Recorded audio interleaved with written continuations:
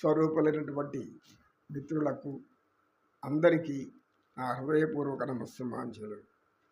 ఆత్మస్వరూపము అనే దాన్ని అర్థం తెలుసుకోవాలి. మొట్టమొదట తెలియని వాళ్ళు ఎవరన్నా ఉంటే తెలుసుకున్నాక మనం దాన్ని లోపల పెట్టుకొని ఆలోచిస్తూ ఉండాలి.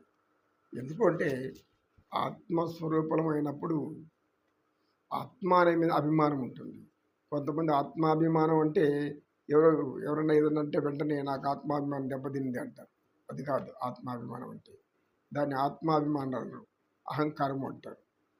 ఎందుకంటే ఎవరు ఎందుకు ఏమన్నారో పూర్తిగా తెలుసుకొని మరల మాట్లాడాలి, ప్రశాంతంగా ఉండాలి, మన యొక్క ఇంద్రియాలను నిగ్రహించాలి. అదే కదా చిత్తవృత్తిలో చెప్పింది మన పతంజలి మహర్షి గారు. నిన్ను ఏమన్నా ఎవరన్నా నీకు కోపం తెప్పించే మాటలు, ఆగ్రహం తెప్పించే మాటలు, నీకు ఆవేశం కలిగించే మాటలు, నిన్ను ఉద్రేకపరిచే మాటలు, ఇలాంటివి ఎవరు ఏమన్నా కూడా నువ్వు నీ నుంచి మాత్రం అటువంటి వెలవెడనీయద్దు. ఎందుకంటే నువ్వు ఎప్పుడైతే వాటిని పట్టించుకోకుండా ఉంటావో అది నీ నుంచి వాళ్ళకే వెళ్ళి తగులుతుంది. నువ్వు అద్దం ముందు నుంచున్నావు, అద్దంలో ఏం కనపడుతుంది? నీ ప్రతిబింబమే కనపడుతుంది, అంతే కదా. అక్కడ మనం నిలబడుకున్నాం అనుకోండి, ఇలా వాళ్ళు దూషిస్తూ ఉంటారు, ద్వేషిస్తుంటే ఏదో అంటారని మాట్లాడుతుంటారు. ఎందుకు అంటున్నారు? ఏదో పొరపాటు చేసి ఉండొచ్చు, లేక చేయకూడదు ఉండొచ్చు, మనకు తెలియదు. అలా అన్నప్పుడు మనం ఏం చేయాలి? వాటిల్ని చూడనట్లు, విన్నట్లు, గమ్మన ప్రశాంతంగా బలవంతంగా మన ఇంద్రియాలు నిగ్రహించుకొని చిరునవ్వు నవ్వుతా ఉండండి. వాళ్ళన్న మాటలు, వాళ్ళన్న ద్వేషాలు, వాళ్ళన్నీ కూడా తిరిగి వాళ్ళ మీదకే వెళ్తాయి. ఎందుకు? అద్దంలో ప్రతిబింబం వెనక్కి వస్తుంది, గోడ కొట్టిన బంతి వెనక్కి వచ్చి వాళ్ళకే తగులుతుంది, ఎవడు వేసిన వాడి దగ్గరికే వస్తుంది. అదే ప్రకృతి. భూమి గుండ్రంగా ఉంది. మనం ఎందుకంటాం సామెత, ఎక్కడ బయలుదేరాడు అక్కడికి మళ్ళీ అక్కడే చేరాలి.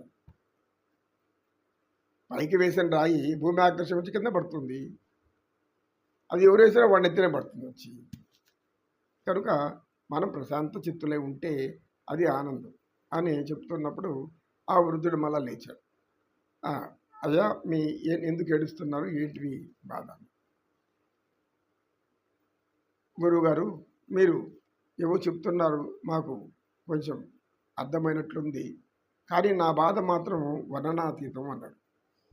నీకు బాధ వర్ణనాతీతం. బాధలు లేనిది ఎవరికి స్వామి? బాధలు కష్టాలు లేని వారు ఎవ్వరూ లేరు. కోటీశ్వరుడికి కూడా అనేక కష్టాలు ఉంటాయి, వాళ్ళ బాధ కూడా అనేకం ఉంటాయి. కాబట్టి బాధలు కష్టాలు లేనటువంటి మానవులు అంటూ ఎవ్వరూ ఉండరు. అలాంటి వారు ఎవరు ఉన్నారు? ఎవరంటే వాళ్ళు ఏ పిచ్చివాళ్ళు, లేదంటే ఏదో మత్తు పని దాకా నిరంతరం పడుకొని పొల్లు దులుతూ ఉండేవాళ్ళే. ఇటువంటి వాళ్ళకి ఏ బాధ ఉండదు. వాళ్ళు ఎందుకంటే మద్యం చేయించినా మర్చిపోయినామా అని అంటుంటే మళ్ళీ అదేనయ్యా నాకు వచ్చిన సమస్య. నాకు మతి మరుపు ఎక్కువైపోతా ఉంది, నేను అన్నీ మర్చిపోతా ఉన్నాను, నాకు ఏం తెలియడం లేదు. అయితే ఏం పని చేయాలనో ఏ పని చేయకుండా మాత్రం ఉండలేకపోతున్నాను. నాకు తోచిన పని చేస్తూనే ఉంటాను. మా ఇంట్లో వాళ్ళు ఇదెందుకు ఆ పని చేస్తున్నావు అని అంటారు. నేను ఏదో పని చేయకపోతే నాకు ఏమీ తోచేట్టుగా లేదు. ఏదో నిత్యం ఒక పని. ఈ పుట్టిన ఊహ తెలిసినప్పటి నుంచి ఎన్ని కష్టాలు పడుతూనే ఉన్నాను, ఎందుకు నాకు దేవుడి ధైర్యం రాలేదు అని అన్నాడు. అప్పుడు సత్యనిష్ఠ చిరునవ్వు నవ్వి, చూడండి, మీరు చాలా అదృష్టవంతులు. ఎంత అదృష్టవంతులంటే అంతా ఎంత అని కాదు. మొట్టమొదట మీరు దేనికి అదృష్టవంతులంటే మతి మరుపు వచ్చింది. ఎందుకు? గతమంతా కూడా స్వగతమంతా అవుతుంది, గతం స్వగతం అవుతుంది. స్వగతం అయినప్పుడు అది బాధ కలుగుతుంది, బాధ దుఃఖం అవుతుంది, దుఃఖం ఎక్కువైనప్పుడు ఆవేదన వస్తుంది, ఆవేదన వస్తే ఆరోగ్యం చెడుతుంది. అర్థమైందా? మీరు మతి మరుపు భగవంతుడు మీకు ఇచ్చిన ఒక వరం. మిమ్మల్ని చూస్తుంటే మీకు పుత్ర సంతానం ఉంది, పుత్రికలు ఉన్నారు, వాళ్ళు ఎక్కడ ఉన్నారు. నీవు అనేక శ్రమలకు వచ్చే వారిని బాగా పెంచి పోషించావు.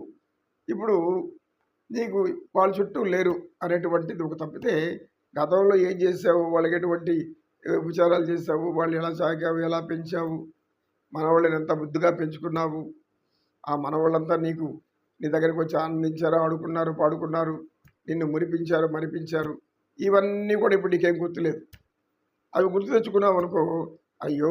అప్పట్లో వాళ్ళంతా వచ్చి నాతో ఆడుకున్నారు, పాడుకున్నారే, ఇప్పుడు రాలేదే అనే బాధ వచ్చి ఉంటుంది. ఎందుకు రాలేదు? వాళ్ళు పెద్దోళ్ళైపోయారు, వాళ్ళ వయసొచ్చింది, వాళ్ళ పనుల్లో వాళ్ళు ఉంటారు.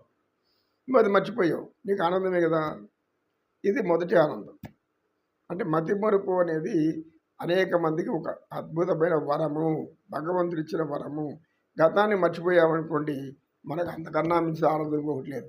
లేదంటే ద్వేషం పెరుగుతా ఉంటుంది. ద్వేషం పెరుగుతూనే ఉంటుంది. కనుక ఎందుకు మంచి జరుగుతుంటే చెడు జరిగి ఉంటుంది. గతంలో ఏదన్నా ఉన్ని ఇప్పుడు దాన్ని ముందర తెచ్చుకున్నామంటే బాధే, కష్టమే. ఇంక మీరు రెండోది చెప్పారు. ఏదో ఒక పని చేయాలి అని. అది కూడా అద్భుతమైనటువంటి ఆనందం. భగవంతుడు మీకు ఇచ్చిన వరం. ఈ వయసులో మీరు ఏదో కాడి భుజాన్ని వేసుకొని పొలం దున్నుతున్నారు.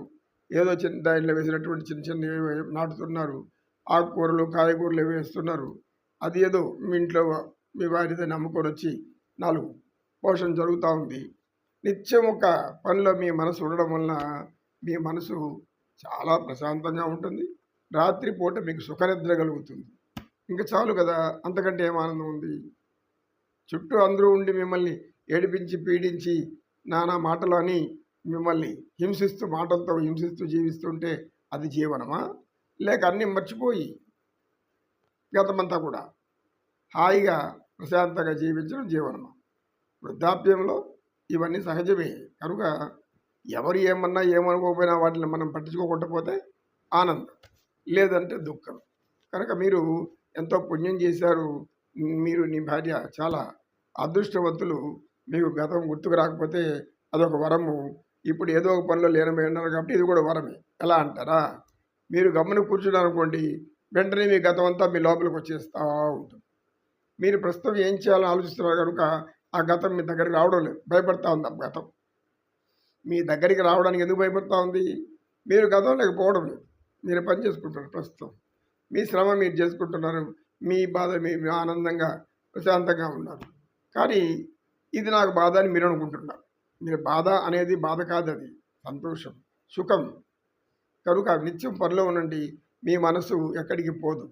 పని మానేశారా చేయడం, ఏది మనసుకు పని చెప్పకపోతే అది మన వల్ల పీక్కు తింటుంది వయసైపోయాక. కనుక నిత్యం మనసుకి మంచి పని చెప్తూ ఉంటాం. మంచి పని, చెడు పని కాదు. చెడు పనులు చేస్తే దానికి ఫలితాలు ఉంటాయి. మంచి పనులు చేస్తూ జీవిస్తూ ఉండాలి. ఎంత వయసైనా సరే మనం కాళ్ళు చేతులు ఆడేంతవరకు పనిచేస్తూ ఉంటే అదే మనకు ఆనందం, అదే ప్రశాంతత.